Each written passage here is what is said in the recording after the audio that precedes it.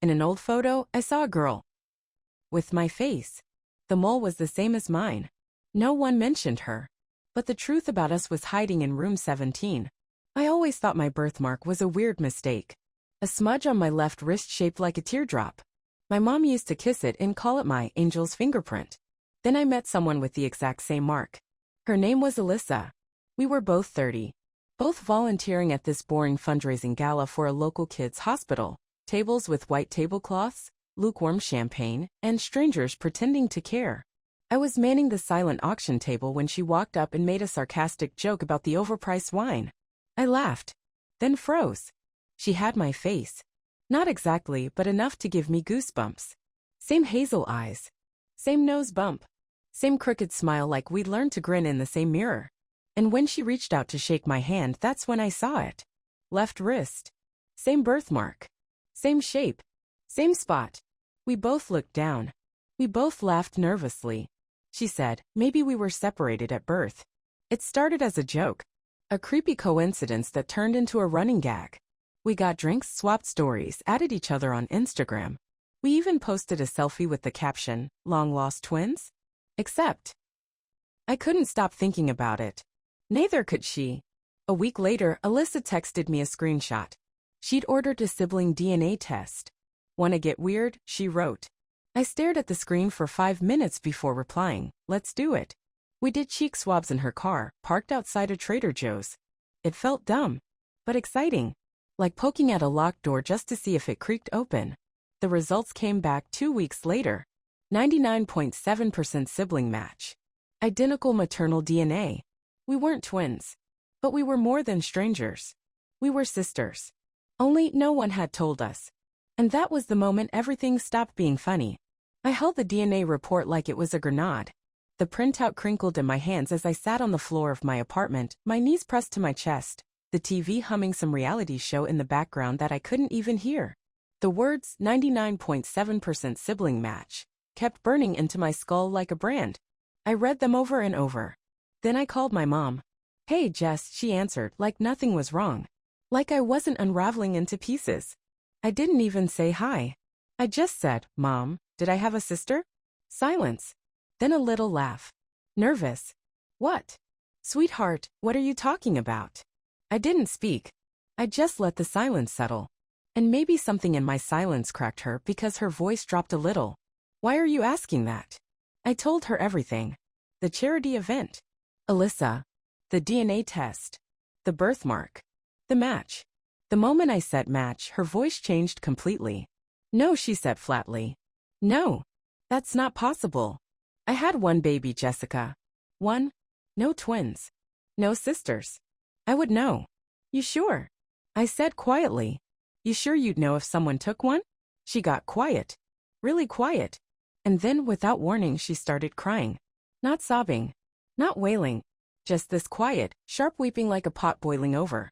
"I don't know what this is," she whispered. "But it's not true. I held you the moment you were born. I counted your fingers and toes. I sang to you that first night. There wasn't another baby. I swear to God." I wanted to believe her. But something didn't feel right.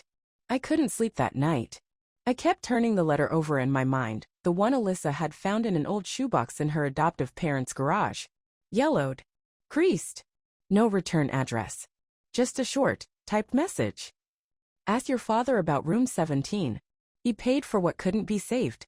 And attached to it, a hospital discharge paper. From January 1993. One baby girl, Jessica M. Healthy. Second baby girl, unnamed infant, premature, underweight, special care. My name. And someone else. Listed on the same page. Same hospital. Same day. Alyssa's birth date. She never knew her birth parents. She was adopted at 6 months, bounced through foster care first. Her adoptive mother died when she was 15. The only clue she ever had about her biological beginnings was that single letter. She thought it was junk. She almost threw it out. But when we met and started connecting the dots, she remembered. And that sentence, "he paid for what couldn't be saved," tore into me like a scalpel. Because guess who worked at that hospital in 1993? My father. Back when I was born, he worked night shifts as a record supervisor, which meant he had access to files, to delivery logs, To babies. I asked my mom about it the next morning as gently as I could. We were sitting at the kitchen table. Her hands wrapped around a chipped mug of tea she didn't drink. I slid the discharge paper across the table. Her eyes scanned it, then froze. "Where did you get this?" she whispered. I just looked at her. Didn't say a word. She read the letter. Her lips pressed together. A deep, shaking breath. And then she whispered something I will never forget.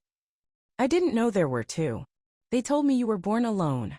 That the other baby didn't make it." I felt like the air left my lungs. She said when I was born there was some confusion. The doctors rushed me out right away. They told her I needed observation. She was alone. My dad wasn't there yet. Hours passed before she got to hold me. But she never questioned it. Never thought she was missing something. "Do you think Dad knew?" I asked. She looked down at her mug, hands trembling. "Your father always knew more than he said." That night, I dug through our attic. Dust and cobwebs. Boxes from 2 houses ago. Baby shoes. Old cameras. And a locked metal file box. It took me 30 minutes to find the key. Inside, tax forms. Birth certificates. A hospital ID badge. My dad's. Name, Michael R. Morgan. Position, record supervisor. Access, maternity, ER, archives. And then, tucked behind an envelope marked 1993 payroll, a torn piece of paper with handwriting on it. Room 17. Girl didn't die. Paid in full. I read it 5 times. My hands were shaking so hard I dropped it. The edges curled like it had been burned. That's when I knew. He wasn't just involved. He orchestrated it. I stared at that scrap of paper for so long my eyes went blurry. Room 17. Girl didn't die. Paid in full. The handwriting was my dad's. Slanted all caps, ink pressed too hard like he was angry or scared or both. It felt like I was holding a ghost in my hands. That night, I couldn't sleep. I lay in bed, staring at the ceiling fan spinning slow circles in the dark, my brain cycling faster than it. Every childhood memory I'd ever had with my dad, teaching me to ride a bike, driving me to school, building snowmen in the yard, kept flashing through my mind like they didn't belong to me anymore. Like I'd stolen someone else's life. By morning, my stomach was in knots. My hands wouldn't stop shaking. So I did the only thing I could think of. I drove to their house. My parents still live in the same split level I grew up in, beige siding and all, the one with the squeaky gate and the wind chimes my mom refuses to take down. My mom wasn't home. She was at work. He was alone. When he opened the door, he smiled like nothing was wrong. Like I was just dropping by to say hi. But I didn't smile back. I walked right past him into the kitchen. Put the paper down on the table between us like it was a loaded gun. He looked at it. Didn't touch it. His expression didn't even change. "You want to tell me what this means?" I said, barely holding my voice steady. He didn't speak. Just pulled out a chair and sat down, slow, like his bones were made of glass. Then he looked me dead in the eye and said, "Some truths are too heavy for one lifetime." I swear my blood turned cold. He started talking. Slowly. Carefully. Like each word weighed 50 pounds. He told me back in the early 90s, the hospital was falling apart. Short-staffed, underfunded, and corrupt behind closed doors. People cut corners. Records disappeared. Babies died on paper but didn't actually die. Most of the time it was just chaos. But sometimes it was intentional. Some children were born premature or with health risks, and if their parents didn't have insurance, they were written off. Marked as stillbirths. The files were sealed. Buried. Gone. But some of those babies lived. And someone figured out they could be sold. To people who wanted a baby but didn't want the legal process. Private. Quiet. Cash. Room 17 was where those deals were made. And my dad? He worked nights. He kept records. He got paid to erase. I swear I couldn't breathe. So which one of us was sold? I whispered. He closed his eyes. "I don't know," he said. "I really don't. But I was told one baby lived. One was kept. One was purchased. Was it me?" I choked. "Am I the one you kept or the one you bought?" He wouldn't answer. He just stared at the floor. I slammed my hand on the table so hard the salt shaker toppled. "You have to know." He didn't flinch. "Jessica, I don't know anymore." That night was a blur. There were no names yet. Just weight, blood type, and a dollar amount. My legs gave out and I sat down hard on the kitchen chair.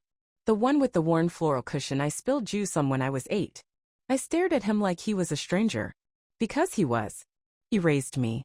But I had no idea who he was. You held me, I said, voice cracking. You tucked me in. You read me bedtime stories. And all this time, you might have bought me? Like I was a couch or a used car. Tears burned my eyes, but I refused to let them fall. He didn't argue. He didn't try to defend himself. I did what I thought was right, he said softly. You were a baby. You needed love. I gave you a life. And Alyssa? I spat. What did she get? He went quiet. I stood up, every part of me shaking. I want every name. Every file. Every person who was there that night. You owe us that. He nodded slowly. I'll help you dig. But I can't promise what you'll find. I didn't answer. I walked out. The sky outside was gray and low, like it was about to rain. I sat in my car for 15 minutes before starting it, gripping the steering wheel so tight my knuckles went white. I had a sister. And we were pieces in a sale neither of us asked for. That night, Alyssa came over. We sat cross-legged on my living room floor surrounded by old hospital files my dad agreed to hand over.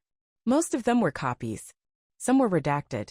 One smelled like it had been hidden in a damp basement for years. We didn't speak much.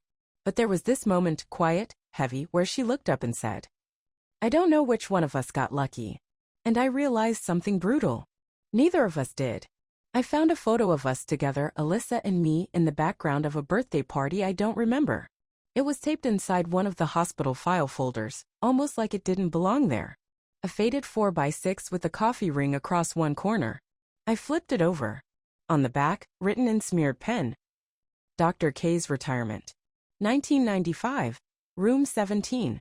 I was 2. And Alyssa was there. Standing behind me. Same eyes. Same birthmark. Same smile. She was wearing a pale pink dress and holding a balloon. She had been in my life before we even knew it. And someone had kept that photo. I showed it to my dad. He looked at it for a long time. Longer than made sense. Then he said she was there a lot. I didn't think you'd remember. What do you mean a lot? He didn't answer. So I went to the last place I wanted to go. I went to my Aunt Lisa.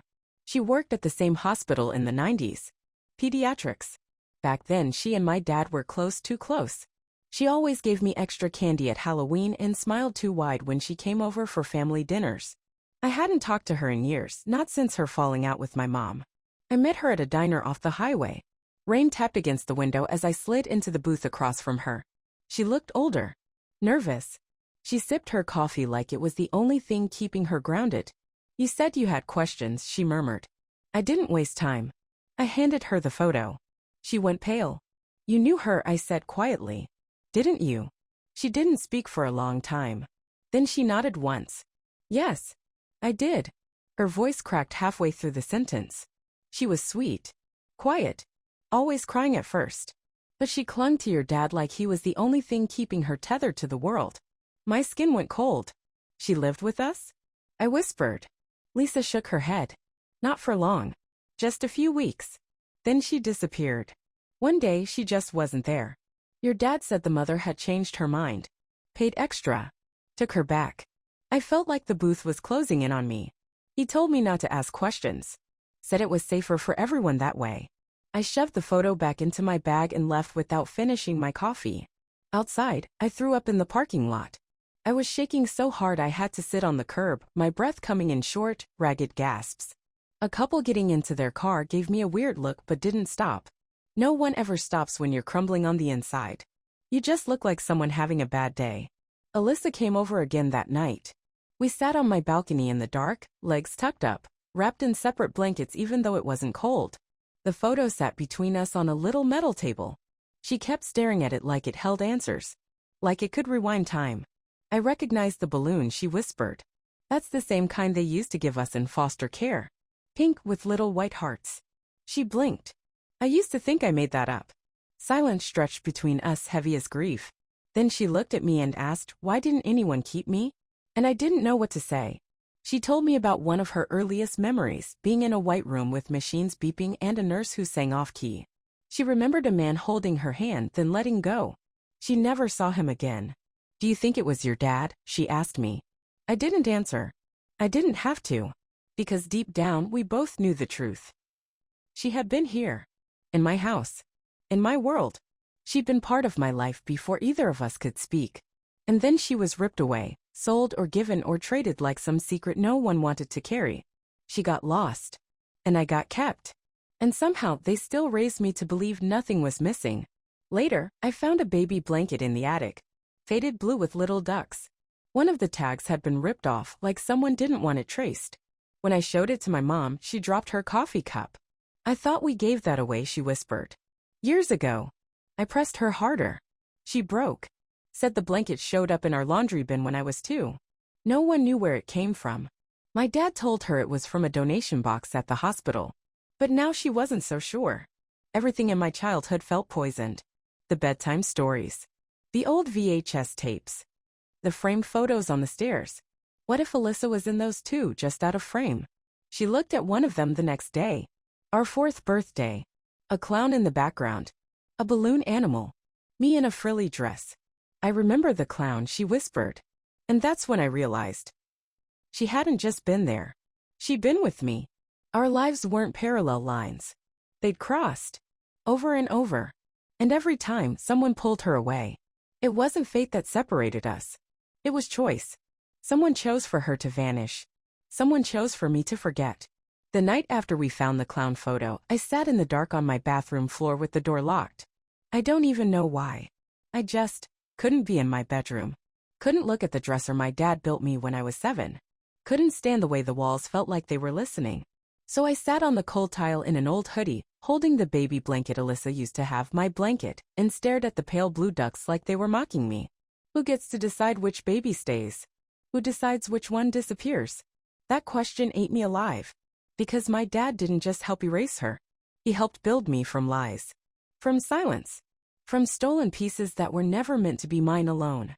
And now that I knew I couldn't unknow it, I started pulling back from everyone. Stopped answering texts. Missed work. Ignored voicemails from my mom. I felt like I was wearing someone else's skin, someone who had a family, a house, a life that was never supposed to be hers in the first place. And Alyssa, she shut down in her own way. She stopped asking questions. She got quiet.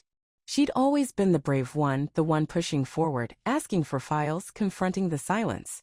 But after the clown photo, something in her cracked. I saw it happen right in front of me. She went still inside. One night, she finally said it. I thought knowing the truth would fix me. She didn't look at me when she said it. Just stared at her hands. I thought if I found out where I came from, who left me, why it happened, I'd finally feel like a whole person. She laughed. Bitter. Hollow. But all it did was prove I was forgettable. Disposable. I wanted to tell her that wasn't true. That I didn't forget her. That I would have kept her if it had been up to me. But I didn't say anything. Because some wounds don't want comfort. They want honesty. And the honest truth? We were both left behind. Her by the people who should have loved her. Me by the truth I should have had. Different prisons. Same lock. Alyssa started talking about moving. Said she might leave the state. Start over somewhere where no one knew her face or her story. I need to stop being your shadow, she said. That one hurt. Because I wasn't trying to steal her life. But I had it. I lived it. And there was no way around that. She packed slowly. Gave me the blanket back before she left. Keep it, she said. One of us should. The night she drove off, I stood at the window and watched her taillights disappear down the street. And then I was alone again. Back to the same house, the same parents, the same staircase. But nothing felt the same. I showed up at his work. My father. The man who raised me. The man who may have bought me. He'd taken a quiet desk job at a medical records warehouse 2 towns over, basically purgatory for old admin guys. I waited outside in the parking lot, engine running, heart hammering so loud I could barely hear the radio. I wasn't there for answers anymore. I was there for accountability. When he stepped outside, I cut the engine and got out. He stopped when he saw me. Like he already knew why I'd come. Jessica. No, I snapped. You don't get to say my name like it's still yours.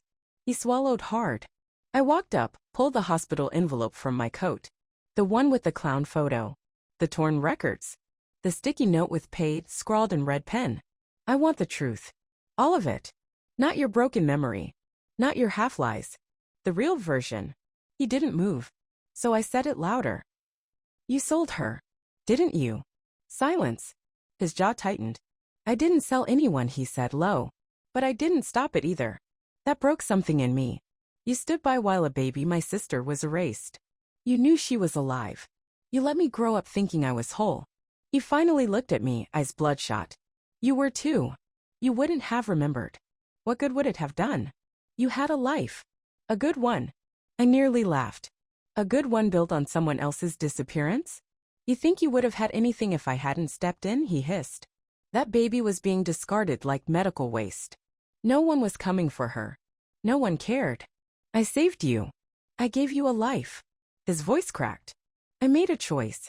And I lived with it. No, I said, stepping back. You didn't. She did. Every foster home. Every night wondering why no one stayed. She paid for your choice. He looked like he'd aged 10 years in 5 minutes. I turned to go, but he grabbed my arm. Don't do this, he said. Don't destroy our family over something that happened 3 decades ago. I pulled away from him like his touch burned. It was already destroyed. You just buried the pieces. I got in my car. Drove with shaking hands and blurry eyes. Pulled over at a gas station and sat there with the engine running. Face pressed against the steering wheel. My hands felt numb. I thought about turning him in. Going to the press. Exposing what happened in room 17. But the files were incomplete. The people responsible? Most were retired or dead. And Alyssa? She didn't want justice. Not like that. She just wanted peace. But me? I couldn't let it go. So I made a choice. I mailed every copy I had to one address. Alyssa. No note. No explanation. Just the truth, wrapped in manila folders. If she wanted to burn it all down, she could. Or she could bury it. Either way, it would be her decision this time. Because someone always pays. And it shouldn't be her again. The letter came 3 weeks later. Alyssa's handwriting sharp, looping, a little unsteady. Inside was just 1 page. No dear Jess. No small talk. Just this. I'm keeping the name Alyssa. But I buried the other one yesterday. The girl who waited, the one who cried for a dad that never came. She's gone now. I'm not looking for what I lost anymore. I'm building what comes next. I read it sitting on the porch, knees to my chest, wrapped in an old flannel that still smelled like our childhood garage. The wind was cold, but I didn't move. I read the letter again. And again. And then I cried. Not the quiet tears I'd been swallowing for weeks, but the deep, ugly kind that shake your whole body. The kind that empty you. 'Cause she wasn't just letting go. She was freeing me too. We met once after that, one last time. She was passing through town. We got coffee in this tiny place near the river. The one with mismatched chairs and chalkboard menus. We didn't talk about the files or room 17 or our dad. We didn't need to. We talked about little things. Her new apartment. My job. A plant she killed accidentally. A guy she maybe liked. And when we stood to leave, she hugged me longer than she ever had. I forgive you, she said softly. And somehow that broke me all over again. I whispered it back. I forgive you too. Even though there was nothing either of us had done wrong. But we both needed to say it. We'd been carrying weight we were never meant to hold. Guilt that didn't belong to us. History we didn't write. But we still lived it. And now we were choosing something else. I kept the photo, the clown one. It's in a frame now, not hidden in a file. Because that little girl in the background? She matters. She always did. And I won't pretend she didn't exist anymore. Sometimes I look at it and whisper, I see you. Alyssa is out there now, somewhere under a different sky, planting new roots. And me? I'm here. Living in the same house with the same porch, but in a body that finally feels like mine. A life I'm rebuilding brick by brick. Not out of secrets but truth. Because we weren't the same girl. But we were both stolen. And we both deserve to come back whole. So here I am. Still healing. Still trying. Still choosing to remember the girl we buried. And the women we became.